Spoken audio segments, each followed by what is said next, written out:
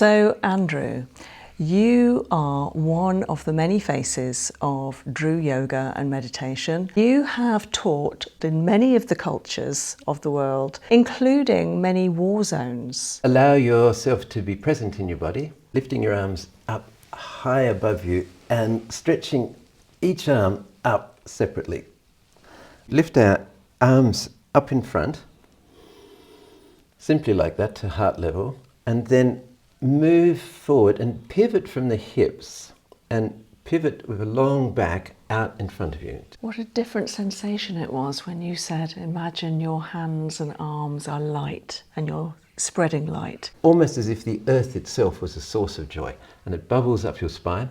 Good, so you've got it. It's an image arise there inside your forehead of a time when you were really truly happy. I love the sound of rain, actually. Nice full in breath. And then gather and... Like a river of energy. It's like a sparkling light of many colours. Can see it coming and going. Being of the heart, a deer gazes at you with soft brown eyes. Oh. The enlightened version of Victoria. Serene. We all have such a friend within us. What happens when she looks at you? Oh, light. Tears of joy. It's nice to know, you know, that we're on the right track. Do I look different? I feel different. I feel illuminous. My palms are buzzing. What a moment. What a privilege. Genius discovery of the yogics was that if you take that spectrum and map it onto the spine, changing the physical body in those relevant areas changes across all those 5 layers of body, subtle energy, emotions, deep attitudes and connectedness. Yeah, I am loved, okay. Each disc, all 7 of them in the neck. Yes. Yeah. Dru Yoga, amazing. It's changed my life. Attending various retreats or online courses and new friendships. Became a tutor for yoga meditation, shared a few of those techniques. Deep anxiety. Through watching these videos, it helps them to find some tranquility here, which is beautiful for me to hear that. That's why I do this. Just getting in your body is one of the great solutions to anxiety. 3-part breath. Your hands may extend out slightly. Yeah. And it gives you more energy, it builds your immunity, you win in every direction of life. Oh, that's nice. Can we do it again? Migraines, I would be helping people become free in their body. Andrew, I am so excited to sit with you and I feel very humbled to have this hour with you. Thank you so much for agreeing to meet me today.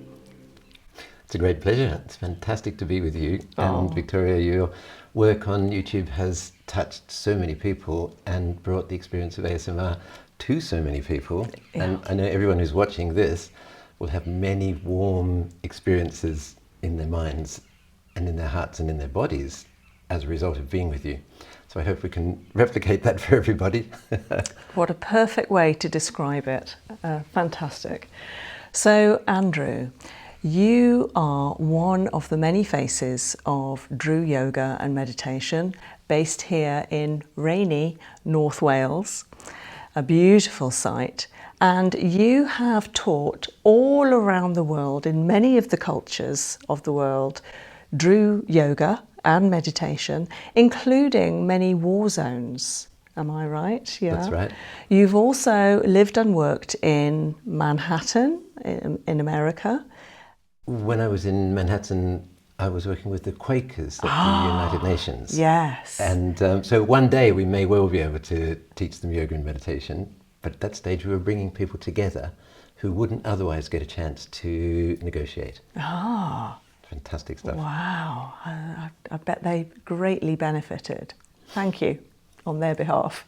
When I was there, the rights of the child humanitarian human rights instruments were being negotiated and now have been signed. From similar meetings that the Quaker organization organized arose the hotline between Washington and Moscow, and countless other major international conflict resolution instruments across the decades. Incredible. Thank you. Wow. You must have felt very amazing and humbled to be able to work in that environment. Well, it has taught me, and subsequent travels teaching Dru around the world has taught me that there's not just great hope for humanity, but humanity is amazing. What we see on the media is a tiny fraction of humanity, usually focusing on that which isn't good. And so you can get very skewed about your hope for the world. Yeah. But when you look at the statistics, actually where we are now today compared with in the 1950s, in most statistics we are like orders of magnitude better. Oh. Like you name any statistic and I'll show you how it's improved out of sight since then. Oh. Number of people dying in conflict, number of refugees, number of people hurt by war, number of people dying generally, poverty indicators, education indicators, birth deaths indicators, you name it, every single one of them has improved out of sight. Okay. Proportionally by the that makes me feel better, because it can make you feel quite down, actually, to be very honest with you. Sometimes even I try and be a positive person, I can get quite down about the state of the planet. My particular love is for nature and the outdoors and wildlife particularly. And I can start to think, oh, what's going to happen? But you think it's not too bad?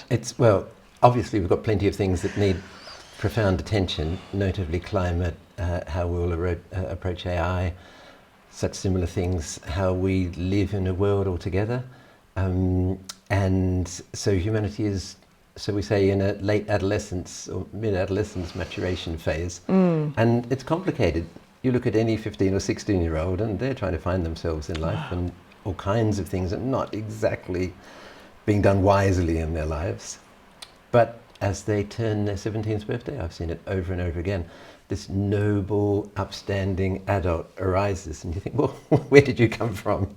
Wonderful. Where they've come from is all the preparation that you as a parent gave them. Oh. And it's in a similar way with our planet. Humanity, of course, has got major problems. But far beyond that, there's a Swedish bumper sticker that says 99% of the world is at peace. That remains a truth. That's a nice thought. 99% of the world is at peace. You go anywhere, travel anywhere, and be kind to people, and obviously be wise, and you will find kindness comes back to you. And we've taught this yoga in just about every culture of the world, or the main cultures, and it's proved to us conclusively that we humans, 1 micrometer below the surface of our skin, we're all the same. Okay. Yeah. Whether we're villagers in agricultural Ghana, executives in upper floor Manhattan, doctors in a village in India, or stockbrokers in London City, we've all got the same aspirations. And yoga, meditation, breathing, these kind of whole body processes take everyone to the same experience very quickly indeed. Amazing. We've done conflict resolution using, I've trained in it using verbal. School kids in Virginia in America, mediations all over the world, and you can bring people together, and it's fantastic. And then we've got people together using yoga and meditation techniques. Yeah. And the power and the speed of them is, again, orders of magnitude faster. We quickly can arrive at a place where we're connected. Yeah. And once we're in that connected state, Yeah. every possible reconciliation becomes available.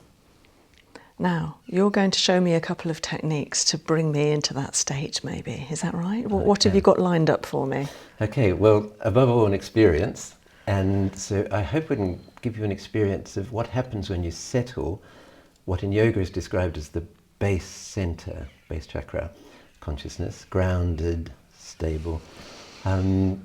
Awaken the part of you that knows about your life purpose, the forehead center region, and bring the two together in the heart, seat of your identity as a soul, and obviously the place of giving and the place of all those feel-good oxytocin emotions and such like, and one of the originators of the ASMR experience. Wonderful. Okay. Shall we have a go? Yeah. So I'm going to do some super simple movements. We're sitting in chairs. Obviously it would be better to actually be doing full yoga practice, but just what's possible for us here today, just to make it simple. Okay. I'm going to show you movements which take you to the essence of this, and then a meditation. Oh, nice. Thank you. I'd like to invite you to go inside, and I'm going to be inviting you to do movements and focus on their essence. And I'm going to take you through the 5 layers of awareness while we're doing each of these movements, one for each of the 3 centers I mentioned. And so it's very simple stuff, but imagine if you applied this to each yoga posture in a yoga class. Okay. Amazing. Yeah. Okay, so just allow yourself to be present in your body and scan the body and just make sure there's no tightness anywhere. And if there is, give it a shake, give it a move. And let's just give ourselves a stretch by lifting your arms up high above you and stretching each arm up separately. That's really, really good. We're probably expanding even maybe to the edge of the screen or beyond.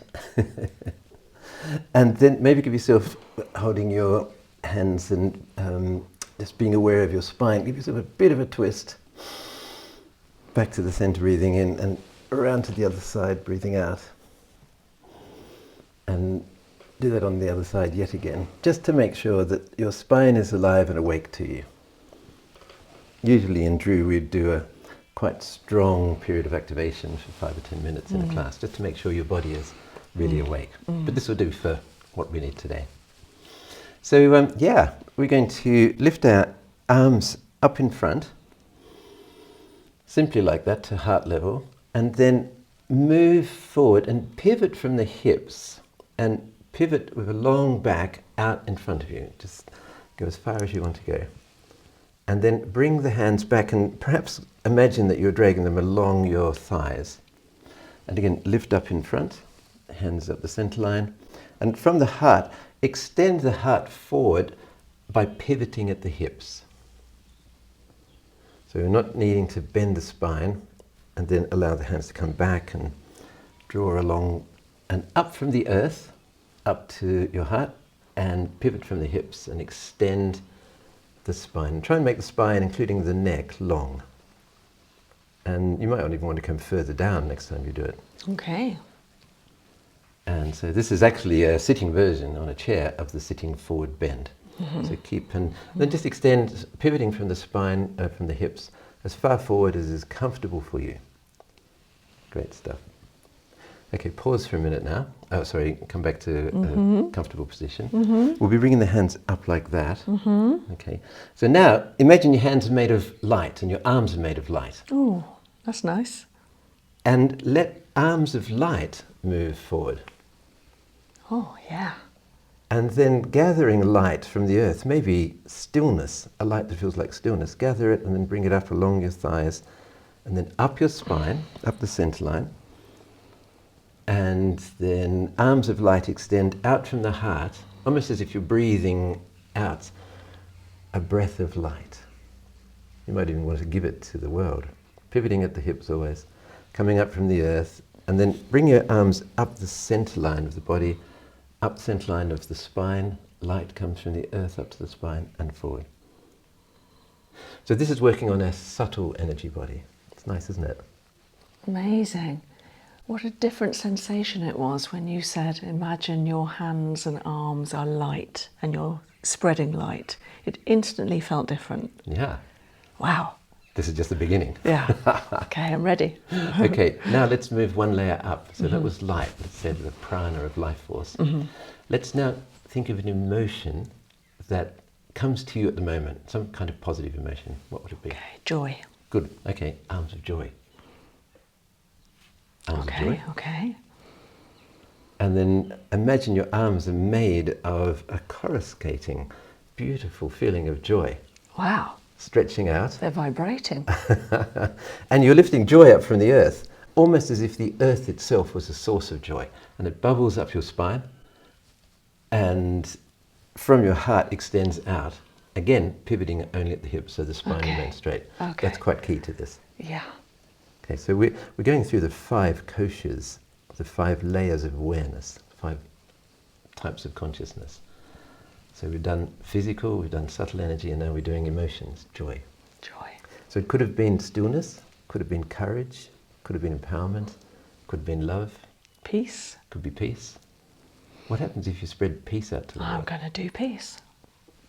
Or there's people where there's a war, like Ukraine or Gaza, Israel, Iran, Yemen, all the places where people are suffering, and all the others that I didn't mention then.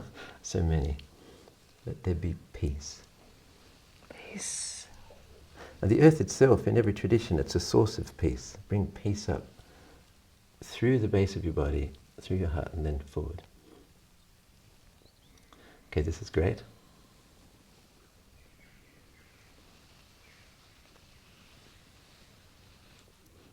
Doesn't it feel different? Peace feels different to joy. Yeah. Okay, pause here now. Okay. Now let's, instead of just the emotion of peace, Yeah. let's do a complete certainty that there is peace. Oh. So it's the deep understanding and attitude behind the emotion of peace. Or joy, if you want. Okay. Better do a bit of both. Hey, Okay. why not? Or something else might come. No, I like that. Yeah. The deep certainty that there is peace. There is peace. So this is an affirmation, but it's far more than just an affirmation. It's the absolute knowing that there is peace. Peace is rising up inside you. I choose to live in a world in which peace has come to my heart. I choose to live in a world in which I give peace out.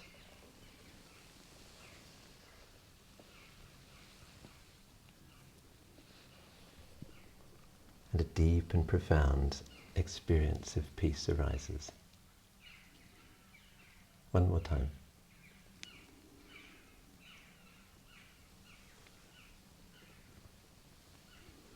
Maybe this piece has got a little bit of joy just kind of around the edges. And bring that up to your heart, and then let your hands rest in your lap. And then soften the hands down to rest in your lap. Now stay in this zone. You may notice it's easy to take your awareness down to the base of your spine. So do that. Close your eyes and allow your awareness to rest in the base of your spine. And let some of that peace arise in the base of your spine. Right down in the tailbone. Let the tailbone itself just be. And perhaps you want to ask it what it would like. And when you roam around that region, what would you like to experience there, Victoria? Peace. Peace. And would you like to let peace arise by itself? Yeah. Do that. And let a spreading of that peace surround the pelvic area. You can almost feel it expanding, can't you? Yeah. You can feel that you can feel it. You can use this to be connected to the earth beneath you, so that not only is there peace emanating in and around your lower spine, but the earth itself is adding to that peace. And you might want to have a bit of joy. Sometimes the earth is joyful, the joyful mother.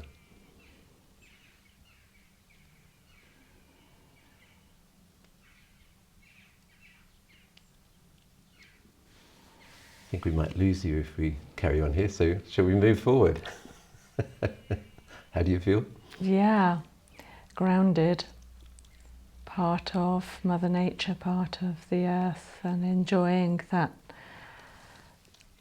excitement that nature brings. So quick. You can do this sitting at your desk. Yeah. You can do micro movements rather than the whole thing. Okay. You can do it on a bus. Yeah. You can do it, dare I say, at the traffic lights. Just keep an eye on the things. Okay. You can certainly do it in front of the TV. Yeah. But if you do it just in your own stillness, Even it's better. a fast trip to groundedness. Yeah. So this is just the beginning. Let's try the Ajna chakra now. This is the command center. So I'm talking chakras, I'll describe what that means later. But for now, let's say this is the part of your consciousness that knows about your life purpose. Oh. Useful? Yeah. Cool. We've done the part of your consciousness that knows about stability, staying alive, actually. This is the raw force of life force. Survival. Mapped onto our spine. Yeah, but not just survival. The quality, the positive quality of staying alive. Vibrant, supported, abundant, knowing that you are supported in a vibrant and abundant universe. There's a part of our consciousness that knows about that, and it maps onto the base of the spine. Okay. And in yoga it's called base chakra. Yeah. Muladhara chakra. I love that word. Yeah, it means the root that upholds everything. Okay. Life force. We've just done life force. Yeah. Let's do life purpose. Okay. All right, so for this one we're going to do a very simple movement, which in Dru is called the breath of Arjuna. Like you're taking off a jumper. So lifting up, breathing in. And allowing your arms to expand outwards as you breathe out. So far so good. But we're going to do a little extra thing to this. As you come in lifting up, and when I say taking off a jumper, that means taking off a pullover. If you're American English, Okay. where a jumper is a completely different thing. Yes, kangaroo. Yeah, taking off a kangaroo, what is he talking about? Taking off a pullover. Yeah. Good, so you've got it. To ajna our way into the breath of Arjuna, as we come up, we need to tilt our head such that the back of our neck is getting longer, so it's not actually tilting back, and we're just making a little connection between forehead and sky. And then allow it to come back to facing forwards as you come down. Yeah. So we're just lifting up, breathing in, and letting the head to come back just a little bit, eyes up just a little bit. Beautiful. Arms come down. Feels good? Yeah. Okay. It's nice. So that was the physical body. Let's do arms of light. Oh. My arms are made of light. Yeah. My arms are surrounded by light. And they feel light. My arms are moving all by themselves as if they are made of light, just because of my thought. And maybe you're an audio person. Maybe instead of light you want to use a sound. Oh. A symphony. My arms are a symphony of sound. Oh. Or the bird call. Yeah. You can just hear the birds calling outside. Yeah. Or if you're kinesthetic, maybe they're made of warmth. Or maybe they're made of the most exquisite, vibrant feeling of syrupy, golden warmth and nectar. These are all ways of saying, my arms are made of life force. Life force is lifting them. And now let your forehead rise and it itself become a field of light. Yes, exactly. Arms come down one more time, and then repeat exactly that. So as the arms come up, arms of life force, your forehead lifts, your eyes lift, and all of a sudden your forehead feels like it itself is blazing with life force. Or the sounds of creation. Beautiful. Make sure you keep your neck relaxed. It's easy to tighten the neck doing this, in case you might give yourself a headache. We're done with that. Okay. So keep the back of the neck long at all times. Okay, arms of an emotion. Which emotion would you like this time? Oh, okay. Happiness. Let's do happiness. My arms are made of happiness. And they spread, they lift the emotion of happiness. My forehead goes up, don't worry about it yet. Arms come down, spreading happiness around me. How about friendship? Beautiful. And this is the emotion of friendship. So it means those warm, happy times that I have with someone, the deep support I feel. Yeah. And we'll go up one more time. Okay. And this time allow your forehead to be bathed in happiness. Soft, caring, gentle. And then down. Beautiful. Now we want the deep understanding that I am the person who is happy. Okay. I am the person who has all the feelings of friendship and support. Okay. And let that power your arms. Okay. I am the person in whom friendship and happiness spontaneously arise. And they power my arms, and my arms shape the universe into one in which friendship and happiness, kindness and care is just naturally in and around me. It's nice to think of oneself as happy, not just being there to spread happiness. Yeah, that's good, isn't it? Mm. And then pause, let your arms come down. And you probably find it's fairly easy to take your attention to the forehead area now. Mm. So close your eyes. And let an image arise there inside your forehead of a time when you were really, truly happy. Had we been doing a different emotion, we would now be exploring that emotion.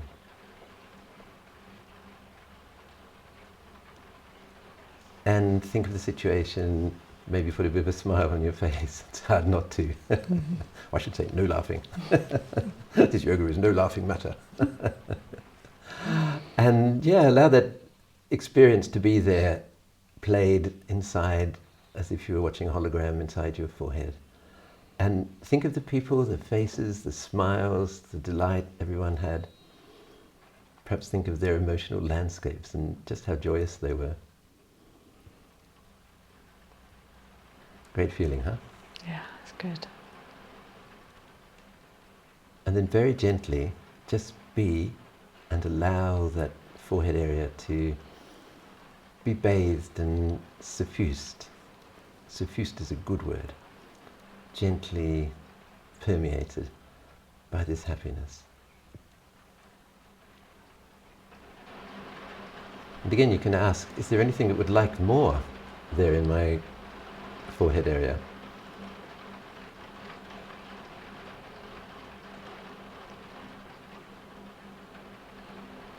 Contentedness. Beautiful. And let that arise if you want to. Sometimes these don't arise. Sometimes they don't talk to you either. And that's all part of the journey. It's raining outside. It's a rainy day here in Wales. So what about if you let a rain of contentment? Oh, nice. Every raindrop is bringing you another burst of contentment. Warm rain. Yes, exactly. It's warm, content-bringing rain. And allow that to draw your attention downwards. So let this rain of contentment, if it was a sunny day I would have said rays of sunshine, let them guide your contentment or your happiness or your joy downwards through the head. Neck is nice and tall and strong. Good. And downwards through the neck. And if we had more time, we'd pause at the throat center, the place where we gain guidance for everyday activities and learn then to commune that. So there's lots to be done in the throat center, but what we've done is enough for today. So travel downwards towards the center of your chest at the level of the heart. And we call that the heart center. The Sanskrit term for this is anahata, the unstruck sound.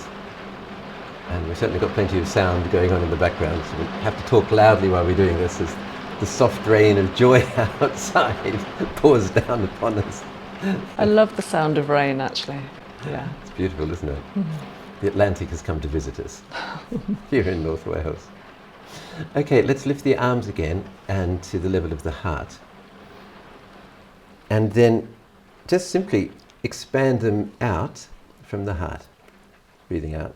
And breathing in, gathering them in towards the heart as you breathe in. Nice full in breath, and then gather and allow the out-breath to guide your arms out. And if you're ever on a bus and you don't want to do this physically, you can actually imagine that your breath is going directly from your heart out. And you can imagine your arms doing this movement. Yeah, you really can. Yeah. And bringing the breath in. Or maybe you don't even want to do the arms. You can just imagine your breath breathing out as if you had nostrils in your heart. Okay. And breathing out. Pushing out and in. And then breathing in. Okay. So this is the physical body. And just be aware of what's happening to your shoulder blades and the space between them while you do this. Feel them widening at the back. Yeah. And then pulling towards each other. And then lift the sternum just a tiny bit on the in-breath. And then breathing out.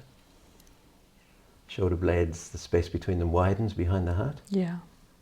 And then they draw together. And you lift the sternum just a tiny bit. Space between the shoulder blades between the heart, behind the heart, and sternum in front are two major trigger points for activating heart energy. Okay. So let's do some heart energy. Arms of light. Heart light. What colour would you choose? Very light turquoise. Oh, beautiful. So each person will be different. Yeah. Some do a rose gold. Yeah. Some With do the a heart, yeah. amazing green. Yeah. And some do a gorgeous turquoise. Yeah. It's often quite light. And if you're an audio person, what music would you be breathing in and out? Ah. An R sound. Ah, an R sound. Yeah. Perfect. Yeah. It's one of the great sounds of the heart. Yeah. Ah, yeah, lovely. Like, ah, like when you see a baby. Oh, yeah, it's beautiful. Yeah. And then what about a feeling? Love. Cool. Okay, so now we're going up to the emotional level. So pour out love and gather all the love in the universe towards this heart. Or love from all over the universe towards the heart. Yeah. And then give it back out again. Yeah. Let it touch people across the world. Those enjoy, those being normal, those who are suffering. Incredible feel, huh? Yeah. Let's give. Yeah. And the heart naturally wants to do that.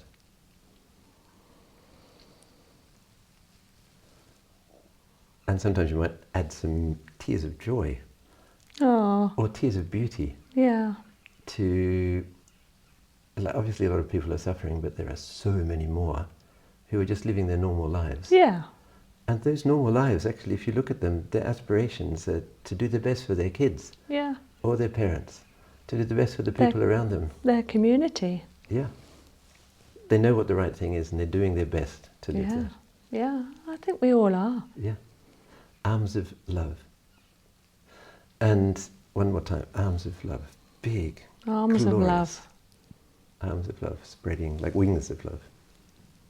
Great. Keep the shoulders down because they might get tired. Okay. Okay. And then last of all, let's maybe put the arms down so the shoulders can relax.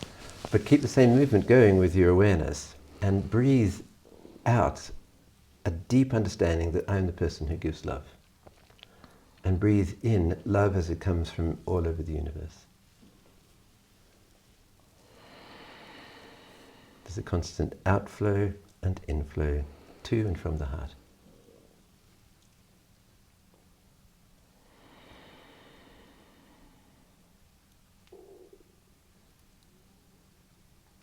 I can almost see it.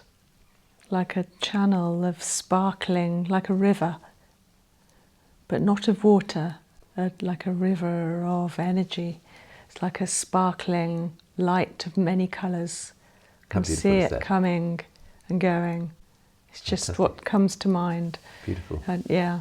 Each person is unique and will experience it in their own way, and that's your way, and it's fantastic. And it gives others ideas that they may experience a tone of music or a symphony or a natural soundscape. Nice. Or just a gorgeous nectar, like you said earlier, a feeling of something so kind and friendly and uplifting. Yeah. So having experienced that, now allow yourself to go into your heart. So we're sitting in a way that our spine is upright. This really helps with meditation. And maybe just to be sure, just allow your neck to curl down forwards And then uncurl it up, lengthening the back of the spine as you do. And then curl it, bend it, allow it to roll down, and then lift up. It's crucial after we're doing this kind of work to keep the neck nice and long.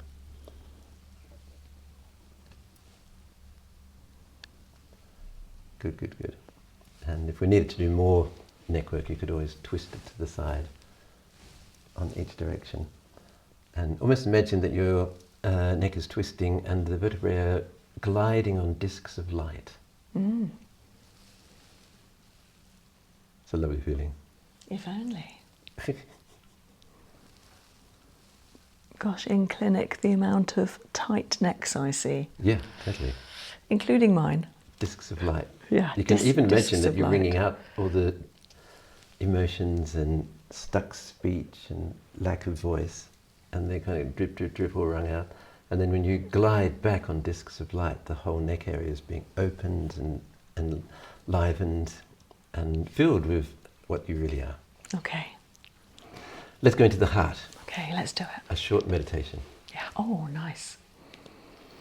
So make sure you're breathing nice and full. Eyes closed if that's comfortable for you, or otherwise leave them open.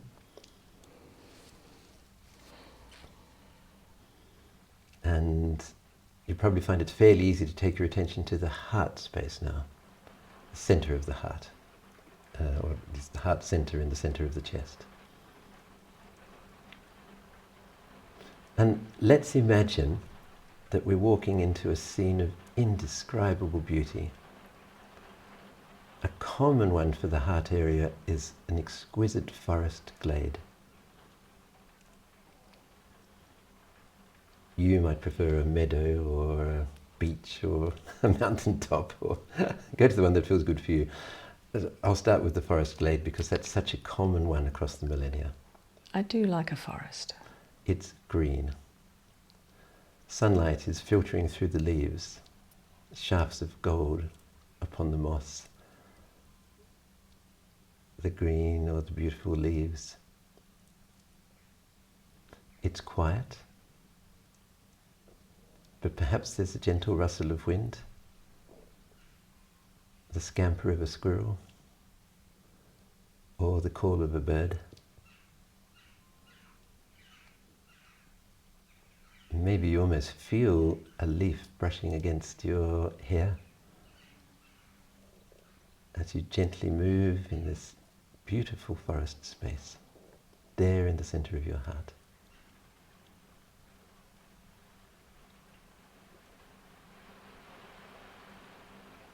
Maybe you even see that being of the heart, a deer.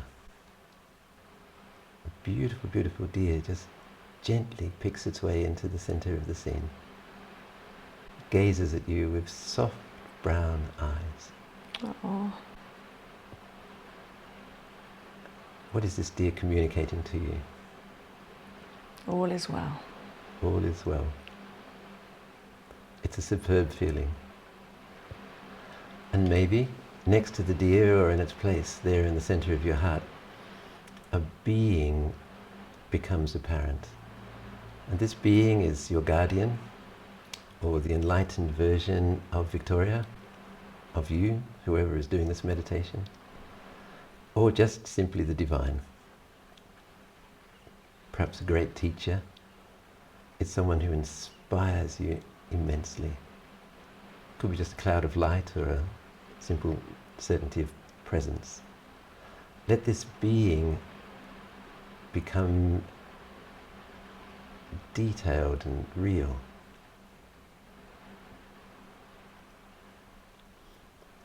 I'll use words like the enlightened version of Victoria, because she is, in her own way, a soul, a spark of divinity. So what's it like to see the enlightened version of Victoria, the one who's really got it, who's completely connected? Wow, amazing. How does she breathe? What's her posture like? Obviously perfect. What's her muscle scape like? free, easy, resilient, toned, strong. What's her emotional landscape like? Serene. What's her attitudinal landscape like? Open. And how does she feel when she meets somebody?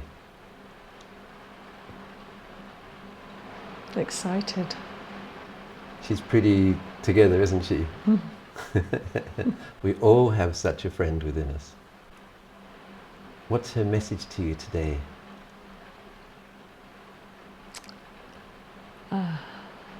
She wants to hold my hand.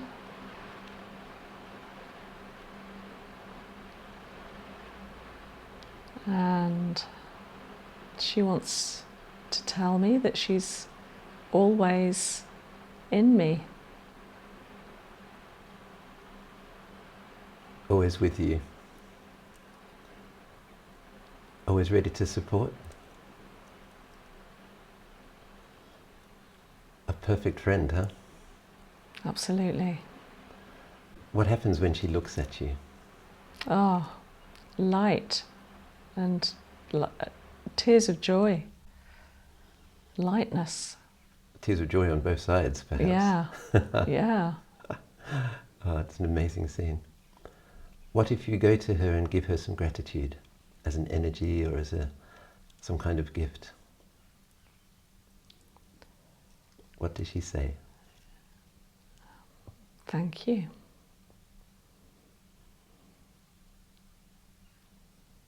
And sometimes it's worth asking the obvious question, will you always be there for me? What does she say? Always. Forever. How does that feel? Reassuring. And if you say, will you always be there to help me with wise advice? What does she say? Yes. Maybe you could ask the question, what do I need to do so I can always hear your advice?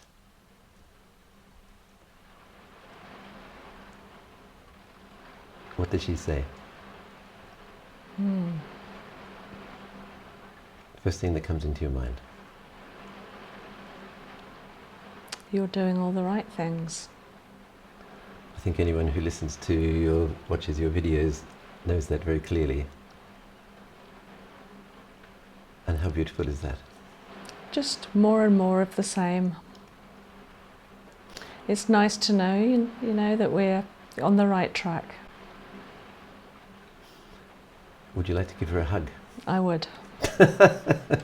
Go for it. What's it like?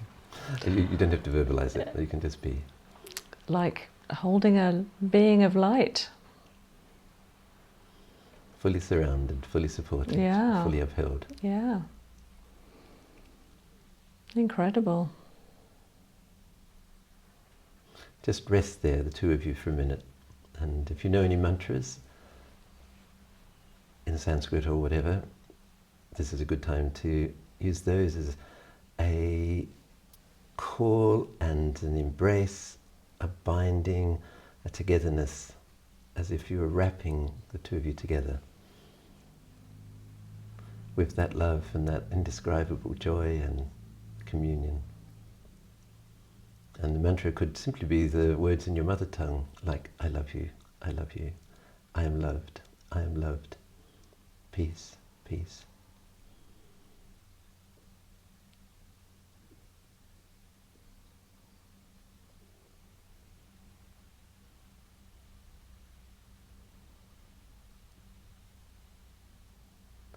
In the beginning was the word. This mantra is, in many respects, the foundation and the beginning of your relationship with your great self.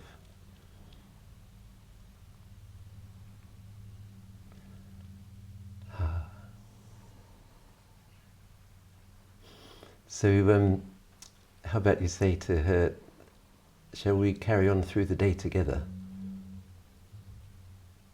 And ask her to allow her presence and her energy to merge into every cell of your body, through the heart, its surroundings, perhaps into your lungs, and the actual beating organ of the heart, bringing them both healing and freedom into the muscles that create breathing, the muscles in and around your ribs and above them, muscles of the diaphragm, the sweet presence of your own infinite self.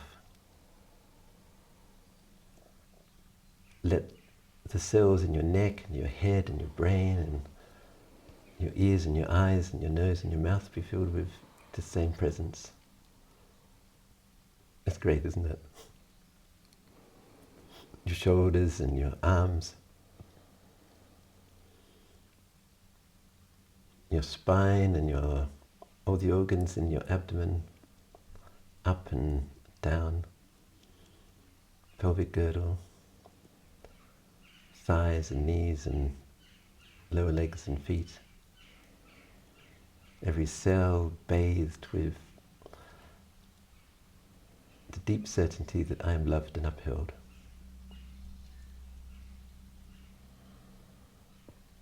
Healing. And with that, when you're ready, feel free to think, how am I going to walk through this world today? And allow your eyes to open and be.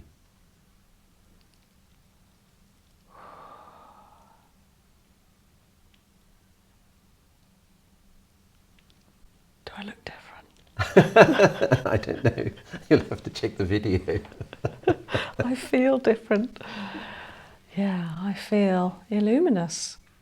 How special is that? Buzzing. Not bad for half an hour or 40 minutes, whatever it was we did. Amazing. My palms are buzzing. Amazing. Yeah. The sun's come out. How did you do that? The funny thing to say, how did you do that? But actually we experience that all the time. Yeah. As you start to build this kind of connection inside yourself, it somehow creates a resonance with the world around you, Yeah. which then supports your passage to be your act of giving to the world. Okay. I'm in a good position to give now. You really are. Oh, wow. So I'll tell you a little story about how this works. Okay. We were teaching in Bosnia at one point. And the UN decided in their wisdom it was quite soon after the end of the Bosnian War, Right. to put the Serbs and the Croats and the Bosnian Muslims together in one workshop for a week. Right. These were all good people who Yeah. were trying to build peace in their area, Okay. but every one of them traumatized extensively Yeah. by what one of the other cultures had done to their culture Right. and themselves. Some of these people had been through circumstances I can't repeat because I just put the worst pictures in your head. Not kind. And so there they were. And Savitri and I started to teach, and normally when we have got a group of people together, we get them doing get to know you exercises and Yeah. speaking to each other and so on. It wasn't working. No. As soon as anything intercultural came up, there was an immediate fire. So we thought, oh no, how are we going to work with everyone? So we soon decided the best idea was to not ask them to talk to each other and just to be doing simple movements and exercises like what we've just done. Okay. And so we took them for 3 solid days through yoga movements, but rephrased so that it didn't feel like yoga to cultures that don't accept that. Okay. To give them breathing exercises, to give them relaxations, some partner therapies. And each day they got happier and happier. After the first day, the heavy outward layer of traumas had fallen away, Okay. dissolved away. Wow. After the second day, the next layer had started to dissolve, and they were really seriously beginning to feel deeply happy. Yeah. So at the end of the day, what do you do after you feel really happy? Go out and get smashed. Oh. So they did. Oh, right. Eventually we had to ask them not to do it because the next morning we have to put them back together again. Oh. So, but each day they got a little bit more connected to the essential part of themselves Okay. you and I just experienced. Yeah. And there came a point when we realized that for more healing to take place, they needed to confront the deep, deep hollowness within them, born from being refugees. Yeah. And it was very complicated because the Serbs were refugees now in a new town that the Bosnians used to live in. The Bosnians were refugees in a town that the Croatians used to live in. And the Croatians were refugees in a town the Serbs used to live in. They'd all been displaced. And moved around by the Dayton agreements, and that brought peace, so good. But they were living in somebody else's home, and all they wanted to do was go back to their own. Right. That somebody else was now living in. Yeah. Oh. So through a translator, I said to them, and so, here we are. And I took them in a meditation like what you've just experienced. Wow. And as they came out of the meditation, I said, and so, what does the feeling of home mean to you? Because now somebody else is living in the home you want to live in. Yeah. And all of a sudden there were 25, 30 people there. I had in front of me 25 pairs of the most wildly emotive eyes I've ever experienced in my life. Every range from the most profound anger, the deepest fear, the almost awful sadness, and in some of the more mature, an abiding hope that maybe this could be the moment when we could talk about the big elephant in the room and heal it. Okay. And so as a teacher, what do you do when suddenly the emotional temperature lifts the roof off? What I've learned to do is an internal call, help! Yeah. And so this meditation started to come through me. And I asked them to go back to that place of connectedness they had just been in. Right. When you were in. Okay. And they could do it. Ah. Because of what the previous 3 days had taught them. Okay. Or they'd experienced. Yeah, well done. And so I said to them, here you are.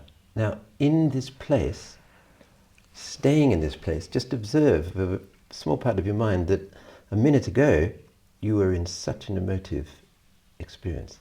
But stay in your place and witness that emotive place. And they could do it. Oh. And then I said, and recognize that there are other people in this room who are also in that place of connectedness. And they could do that in their own connectedness. And finally I could say to them, this whole process meditation took maybe 10 minutes. And me and the translator felt like one being. Yeah. It was so beautiful. Oh. And I could finally say to them, and so be aware that you and your connectedness and everyone else in their connectedness were experiencing the extremes of emotion that you all experienced. And allow yourself for a minute to be aware that others experience those extremes as well as you. Yeah. But stay in your center and just be a witness to that. Yes. And they could do that. Oh. And then finally I could say, and be aware that those others in this room come from cultures across the spectrum here. Yeah. And they too are just yearning for peace. The people in this room. Wow. They too are just yearning for peace. They are, like you, a mother, a father, a son, or a daughter. And they too want the same peace, the same reconciliation, the same love, the same homecoming. But stay in your center. And they could do that. Right. And then I could say, open your eyes and send some love to these people from these different cultures around the room. And they could do that. Wow. And as they did that, that just broke the whole thing. The floodgates opened. Oh. Every one of us was in tears. Oh. People spontaneously jumped up and went and hugged each other from across different cultures.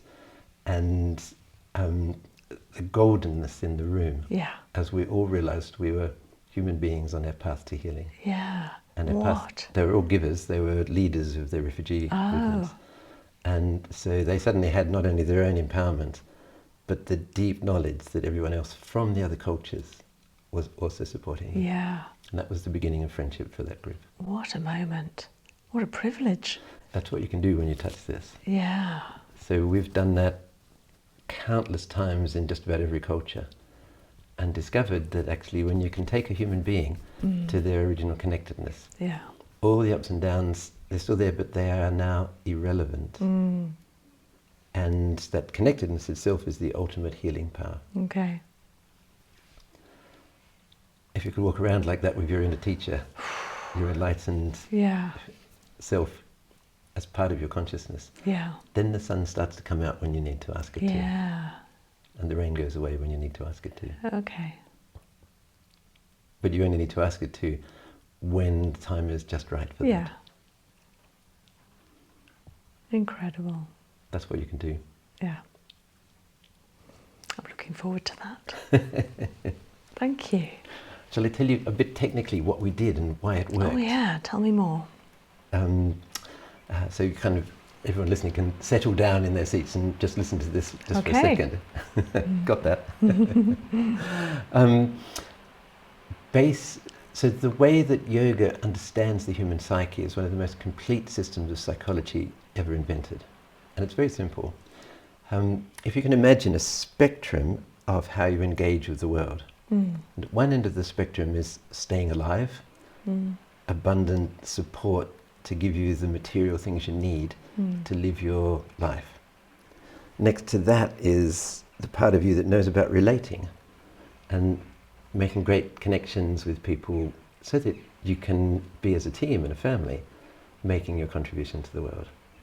Next to that is the part of you that knows how to complete a plan and has the will and the confidence and the self-assertion to do that. Next to that is the part of you that knows that actually the plan is always better when you give and you build resonance. This is the heart center. Next to that is the part of you that actually knows what to do and has got the still small voice within that actually understands moment to moment what is the right thing and knows what communication to do. That's the throat center. Then there is the part of you that knows what the whole purpose of your life is. Or I should say, does or doesn't know. Just in each of these, they do or they don't know about, like the part of you that does relating, the second center. It either does know how to relate in an enlightened way to people, or it's maybe got programs and ideas that think that it's dangerous to relate to people, or they're scary, or I might be not valued, or all kinds of things. So Yeah. these centers of consciousness, or ways of relating to the world, genius discovery of the yogics was that if you take that spectrum and map it onto the spine, changing the physical body in those relevant areas changes across all those 5 layers of body, subtle energy, emotions, deep attitudes and connectedness. Yeah. And so now you've suddenly got design tools that can shift the state of your consciousness with laser-like precision. Yeah. And that's what yoga postures are designed to do. Okay. And so you might do the sitting forward bend, which is a master posture for the base and sometimes the second chakra. Yeah. And all of a sudden your consciousness has gone grounded, Yeah. still, present. Fantastic. You do the triangle posture, it guides your attention to the pelvic area, second chakra. If you place in there experiences and visualizations that have to do with great relating, or even just great feeling, you find your relationships start to improve. Oh. And upwards through the chakras. So we did that with base. We did it with ajna. You put happiness in the ajna center, which is inevitably going to draw your deeper consciousness and your wiser and greater consciousness closer to the origin of your life purpose, which in your case, you're living all the time. And then drop that down into the heart, seat of the soul, and garden of the original presence of, you could say, the divine or soul features. And now you've got abundance, presence and purpose united with the power of love. What more could you want in life? Amazing. 3 beautiful centres. So we did an exercise for each one at the start, didn't we? Yeah. And that was extra powerful because I took you through the 5 layers in each of the centres. Right. Yeah. And added in emotions. Well, that's the first layer of awareness is a physical aware. Yeah. Physical layer. Then the second was a layer of subtle energy, which is usually accessed by sensory experiences like light or sound or feelings. So arms of light. Yeah. And you immediately felt a difference. Yeah, I did. I always think it's at least each layer is at least 10 times or 100 times more powerful than the previous one. Yeah. Okay. In fact, the Upanishads that describe that, they say 100 times more. Okay. And the healing, therefore, that can come as you shift your consciousness from physical to subtle energy, 100 times. Amazing. And then arms of love, Yeah. We lift it up to the emotional layer, another 100 times more powerful. And you could feel it, couldn't you? Yeah. And then the deep attitudinal layer, the Vijnana Maya Kosha, the layer of knowledge, wisdom beyond knowledge. That's the kind of technical description of it. That part of you that knows beyond knowing. Yeah. And then beyond that is the layer of connectedness, in which the science of the soul is described.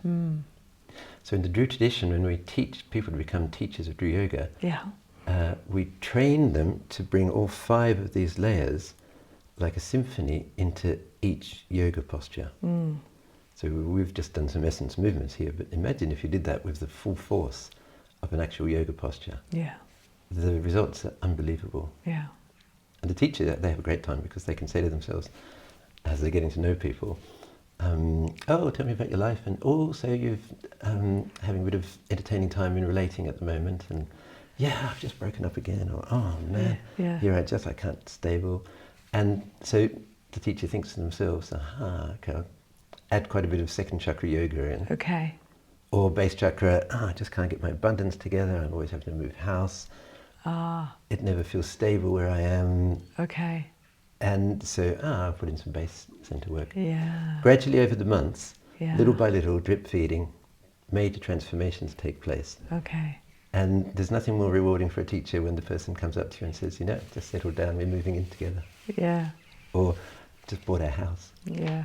Nice. And you think to yourself, that only took 9 months. Pretty good going. What I see a lot of problems with is maybe the throat chakra. Yeah. Because of either not being able to vocalize how they feel to someone, or something's happened to them and they need to make it right. So vocalizing, and neck problems, physical neck problems. Yeah. There's so much you can do for that. Yeah. One of my favorites is just the simple 3 neck exercises, of which we've already done 2. And then bending to the side by extending the outside of the neck. Yeah. So the inside doesn't get compressed, you extend upwards. Okay. I see what you mean. Cool, huh? Okay. And if you do that across the 5 koshas, the 5 layers, like I just said, so physical extension, allow it to come back, physical extension, allow it to come back.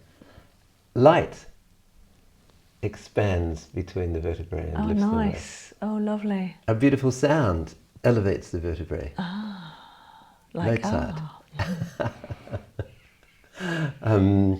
My favourite is the Hallelujah chorus from the Messiah. Oh, yeah.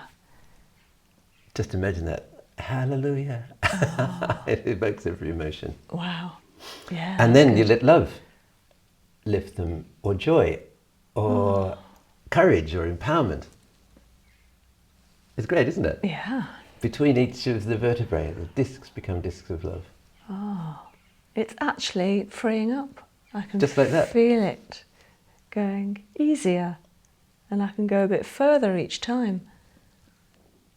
That's the a power. really good stretch. And so you can go up to the attitude of love, the deep understanding that I am completely loved. Those discs are emanating the certainty of being loved. You can do that while you're twisting, you can do it while you're forward and extending. I extending. am loved. And the discs themselves, the cells themselves are saying that. Yeah, I am loved. Okay. Each disc. All 7 of them in the neck. Yes. Yeah. So, and then there are some other movements you can do. There's an energy block release movement we do for the neck, which is a bit complicated to do here. But it leaves you with a profound sense of openness in the space in and around, but strong openness. Yeah. An openness of support and connectedness. Yeah. Really good. So yoga has studied all of this, developed a language and a framework, a set of theories that have been tested across millennia. Sometimes I think it's the longest longitudinal experiment on the earth. Okay. One of them anyway. Okay. And it's always adapted itself to the needs of the current generation while honouring the experiences and the discoveries of the previous generations. Okay. And then testing them and meticulously pulling them apart and examining and recombining. That's yoga in its greatest sense. And so there are so many techniques, so many methodologies for transforming every dysfunctional bit of conditioning. Yeah. You know, you've got a button that someone can push. Yes, we've all got them. They are just habits born of past experiences. And if you can be aware of them and conceive what you would like to be experiencing instead of whatever that habit creates, then transformation is gentle, almost unnoticeable, yet so complete. Okay. So you are integrating, transforming, fulfilling, rather than repelling, ignoring, or cutting. Yeah. And Okay. thus you arrive in a complete psyche. And I can happily say that it works, because I haven't just tried it on myself, and it has. Yeah. But I've watched it in refugees who, on occasions, have been almost catatonic with what they've been through. Yes. And yet there it has been, gradually allowing them very quickly to shake the surface wildness, but then over months and occasionally years, deeply transforming the much more vigorous stuff on the inside. Incredible. Yeah. And so if that's the case for people who've been through the worst, Yeah. the rest of us subjectively have been through things as bad. Yeah.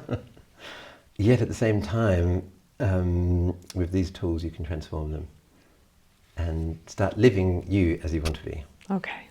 That's the key. Yeah. Incredible. Dru. Good Dru. Dru Yoga. Amazing.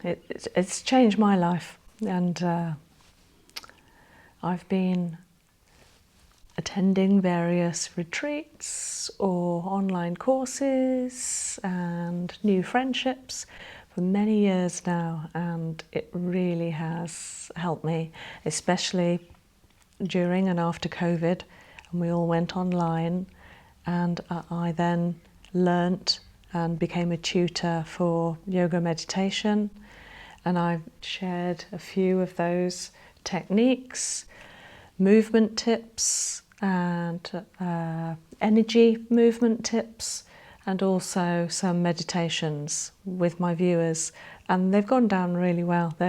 People love Dru, but I just wanted to refresh that and talk to your beautiful self of Dru in order to bring some new tips for modern life to the viewers. So can I ask a couple of questions? Surely. Yeah. So one main issue that I see a lot, either in clinic or people asking me online, is I have deep anxiety. So sometimes it might be that they manage to hold down a job that they go out of the house for, and but they tend to stick to their routines in order that they don't have new elements that bring in fear. Or they might be quite trapped in their households and not being able to go out through whatever reason.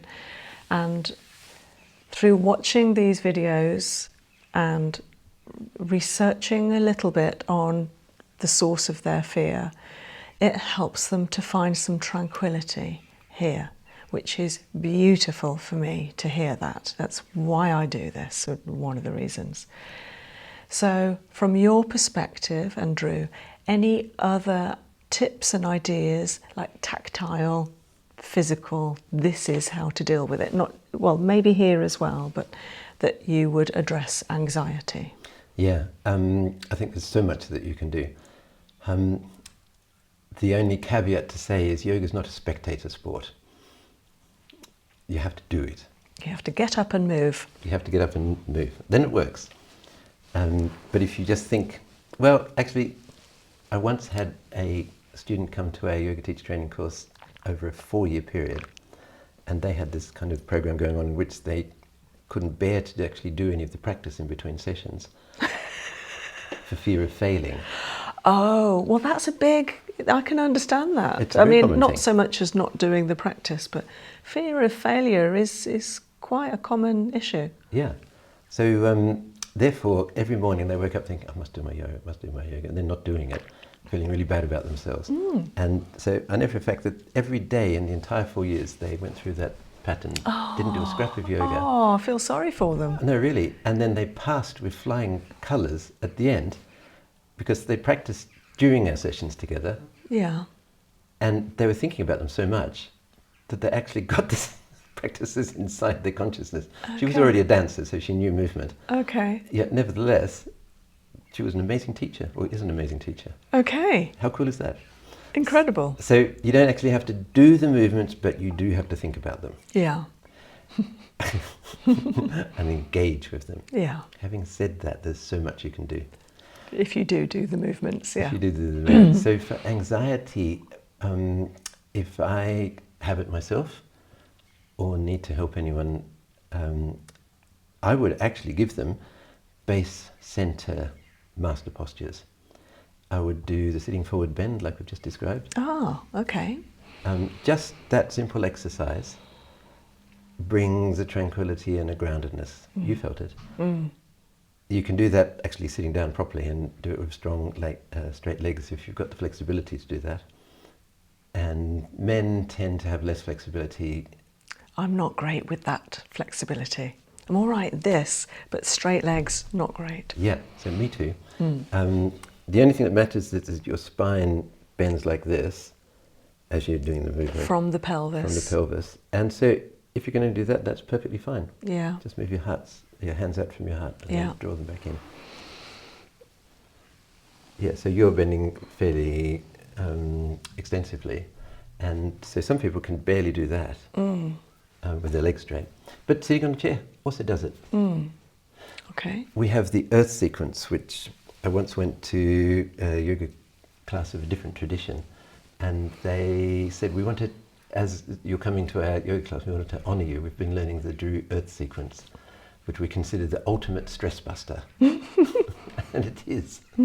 And you can see it on the online studio, and it's built around a core set of movements that do this, but you learn gradually to expand those movements into all kinds of different directions. And the first tip for someone who's anxious is to get in their body.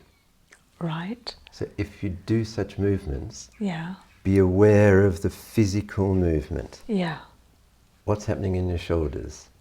What's happening in your hands? What's happening in your, while we're doing the shoulders and back? Lengthening the back. What's happening in your shoulders as you open? What's happening in front of your heart, in your sternum area as you come down? Just be aware of the cells and molecules in your body, and the muscles and the skin and the movement of the clothing over your skin.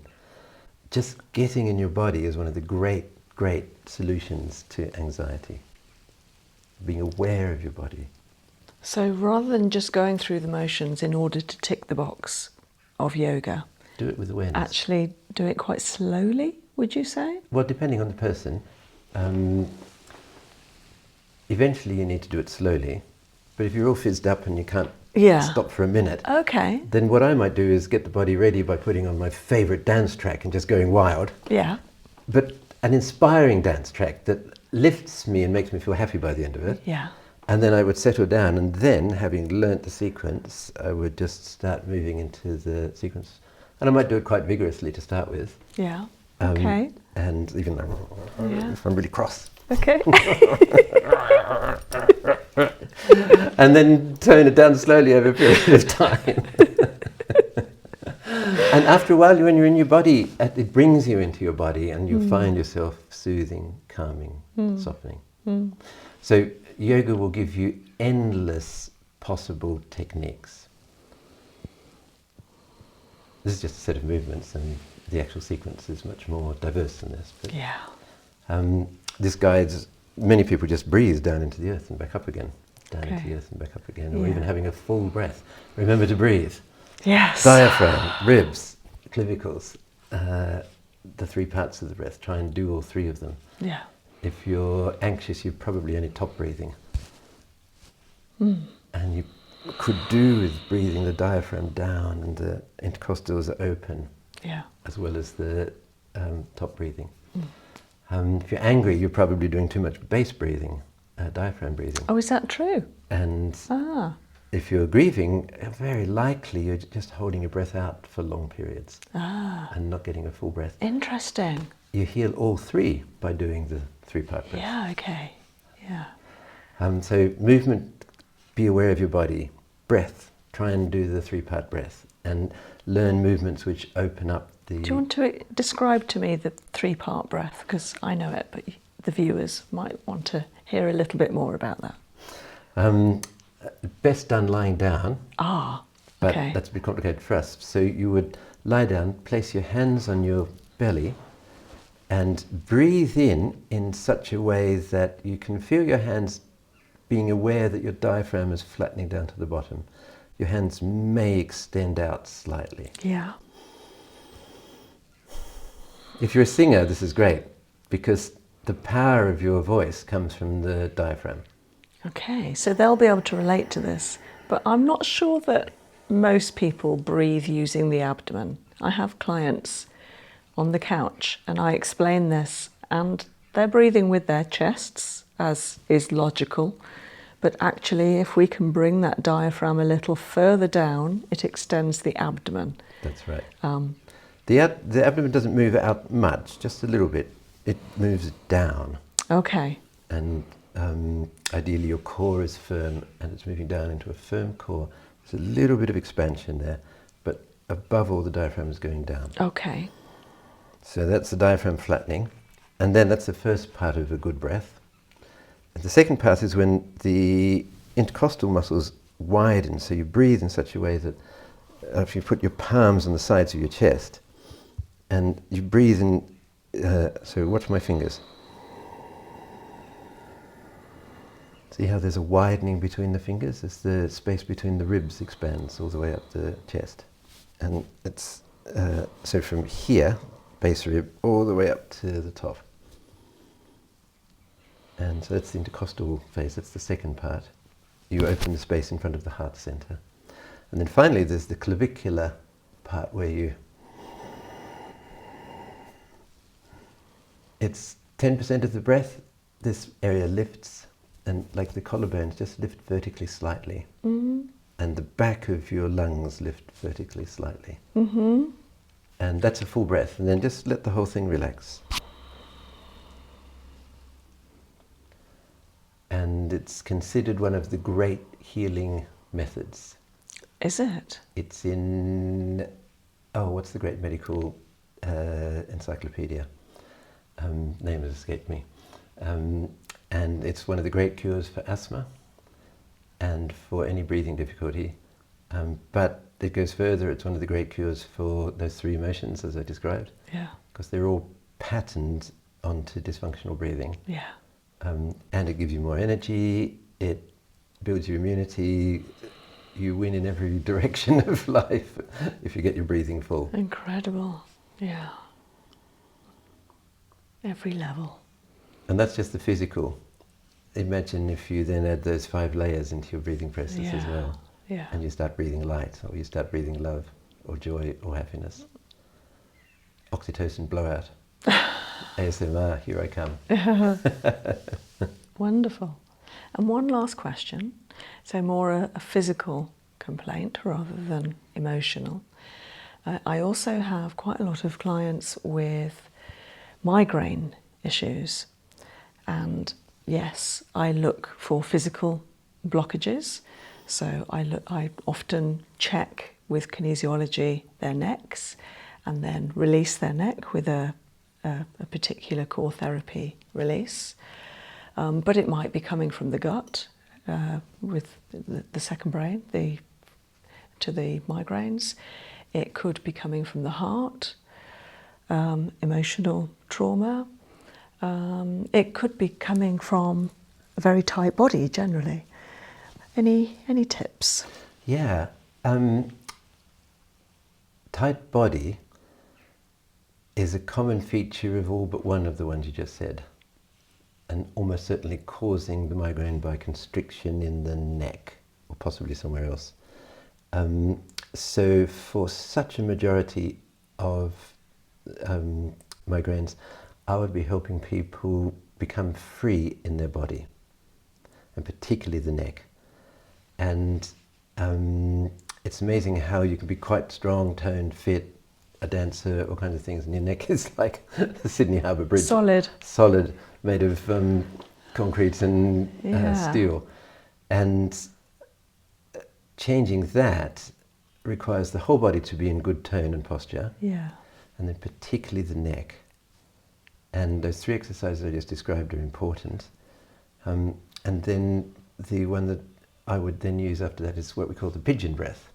Ah. And it's the simple breath. You start with your interlocked hands and your elbows as close together as they'll go in front of your chest.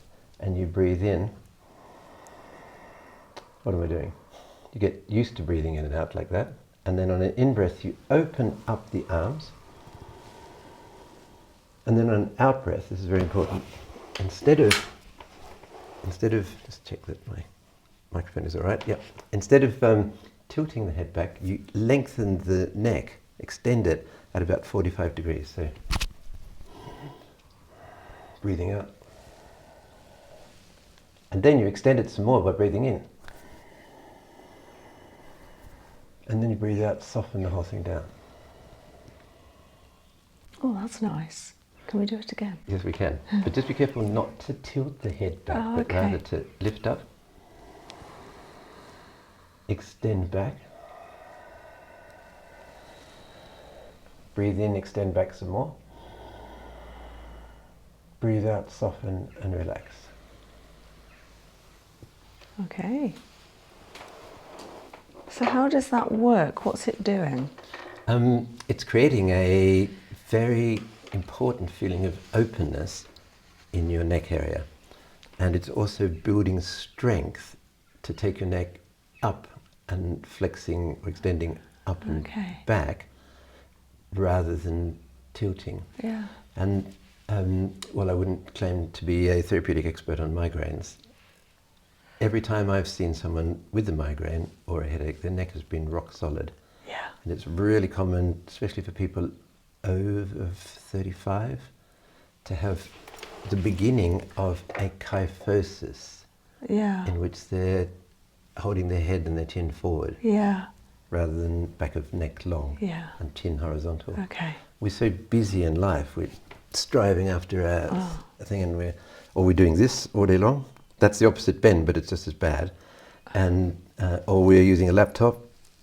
Not a good idea. Make sure if you're using a computer that you get your screen ergonomics right and your keyboard down here.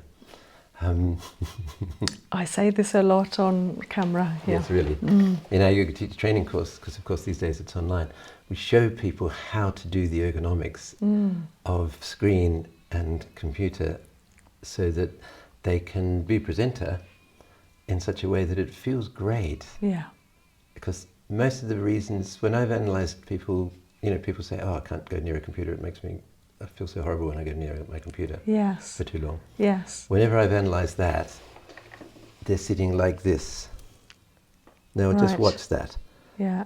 Posture is constricting both their energy and their blood supply to their brain. Yeah. And their breathing. Yeah. And their arms are tight, which is holding their posture some more, and the big neck muscles trips and is having to work hard. Yeah.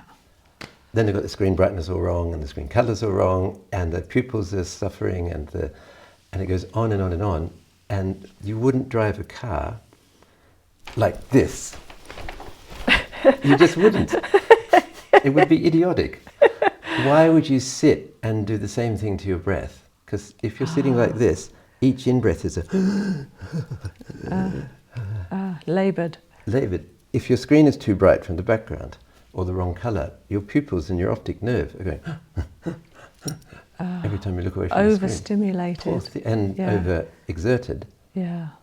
Your neck is bent in all the wrong directions. Your breath can't get through it. The poor little blood vessels are being scrunched tighter and tighter and tighter.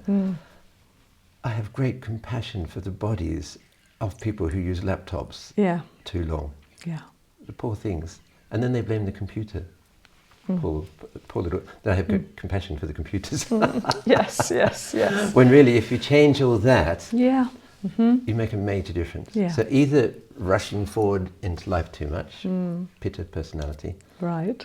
or being frozen in your device engagement, Yeah. are going to do really unpleasant things to your neck. Yeah. So just solving those two physical things is likely to make a very large difference. Good. Okay. That's great tips. Thank you, Andrew. Posture is important. Second chakra could be tight, protecting iliopsoas muscles shortened, Right. pelvic rocked forward to protect the topic of relating and being supported based on second chakras. Interesting. And therefore, if the top of pelvis is rotated forward, Yeah. the physical dynamics is such that you're going to have to bend your neck to compensate for that. Interesting. So get the posture to have a natural, well-supported pelvic. Balanced frame. Yeah, Yeah. and that also makes a big difference. Yeah. For that you'll need things like our energy block release exercises. Okay. Which I know a couple of those. They're Yeah. very good. I've put them on my channel actually. Nice. Yeah. Yeah. Cool. So many things to say, so many things to learn, so many things to discover. And again, this is just the physical level. Suppose you want to walk around with your connection to your inner teacher, your inner enlightened self, or the divine, and know that you're supported and carried because you're doing the right thing in the right way with the right people. What a beautiful thing that is. And that's a science orders of magnitude more sophisticated than the science of your physical body. Yet that science is well known. And why not learn it? Yeah. Why not? Why not? So Dru can do all of this. That's what it's for. If anyone is interested, they could come to yourself, Dru Yoga. Absolutely, yeah. And there's lots of people here that can answer questions, or there's beautiful weekend retreats. Might see me on one of them. Or courses. So there's lots of options. Totally. Wherever you are in the world, because Totally. you're all over the world, aren't you? Totally. And of course there's our online studio for classes on demand of every kind. Yeah, yeah. Fantastic. Many things to say, many things to do. Look forward to meeting you all. Beautiful. Thank you, Andrew. Thank you. Pleasure to be with you. Thank you. Thank you.